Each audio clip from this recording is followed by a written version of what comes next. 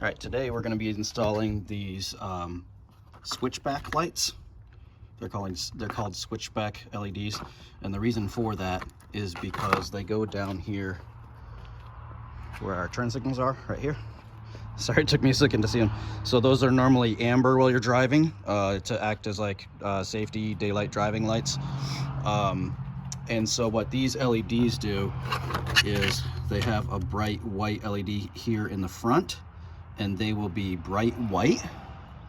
I know it doesn't look white just looking at them, but anyway, those are going to be shining bright white while you're driving. And then when you turn on your turn signal, they'll change to amber and they'll flash. And then when your turn signal turns off, they'll go back to white again. So it's just kind of a cool look, a little bit of enhanced safety.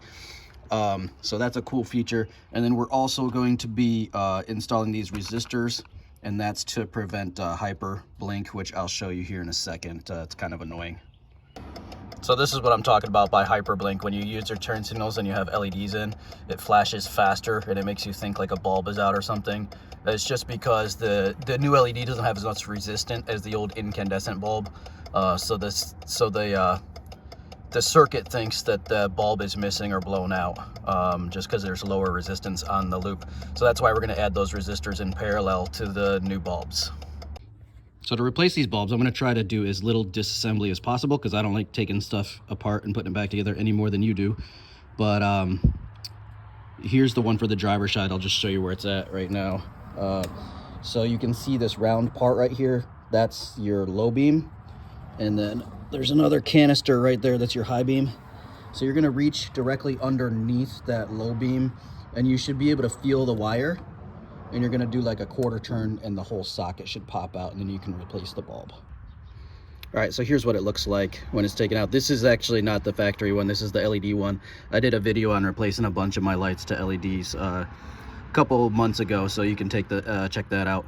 But yeah, this is just going to pop out, pop straight out, and then you'll take the new one, which is the same size right there, and pop it back in. All right, so there we are. You can see it's lit white right now because the light indicator isn't, and the camera kind of fades this out. That's actually a lot brighter than it looks on camera. You can kind of tell when I wave my hand across it that the camera kind of washes it out. But I'll go turn the turn signal on and show you that. So there you go. So you can see how bright that turn signal is. It's broad daylight out today, not very cloudy at all. And you can still see it that brightly. So let's get back to work installing the other one. All right, again, it's daylight, so I'll have to show you this at night as well. But I wanted to show you just the difference. Oh, I'm sorry, I lied to you earlier. The bright lights are on the inside. Those are the dimmer driving lights. But anyway, there's the white indicator there. And then you can see the yellow one there. I do like how it looks with the white a lot better.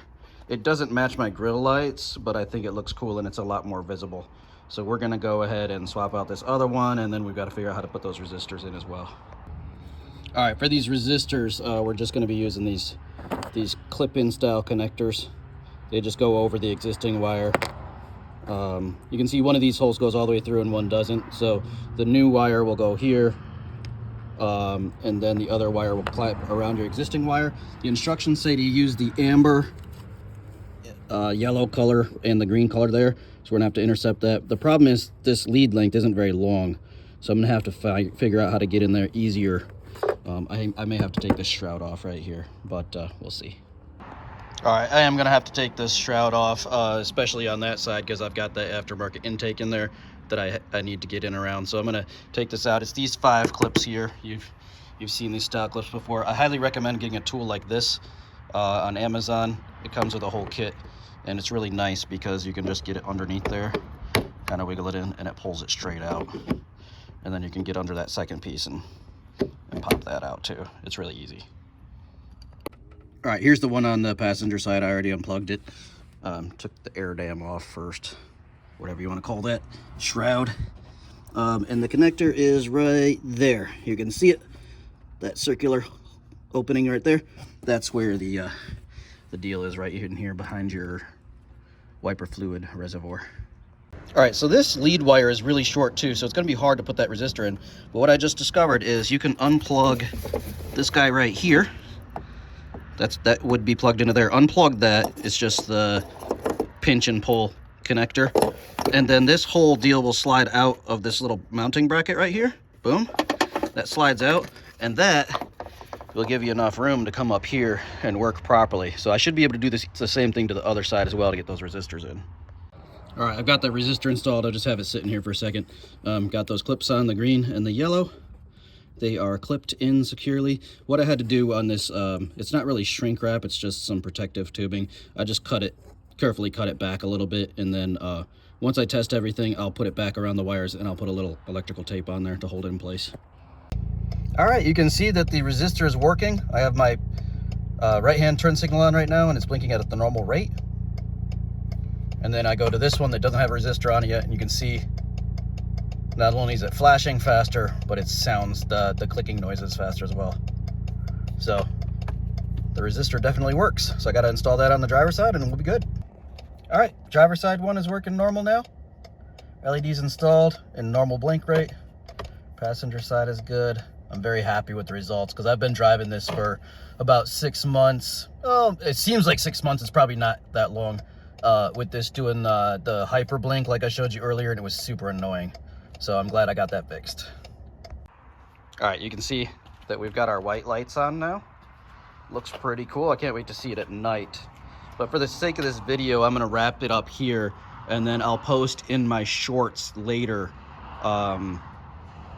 I'll post a short video later of showing this at night so you guys can see how bright it is. But I'm gonna wrap the video up there. Roxy, are we good? Roxy agrees we're good to go.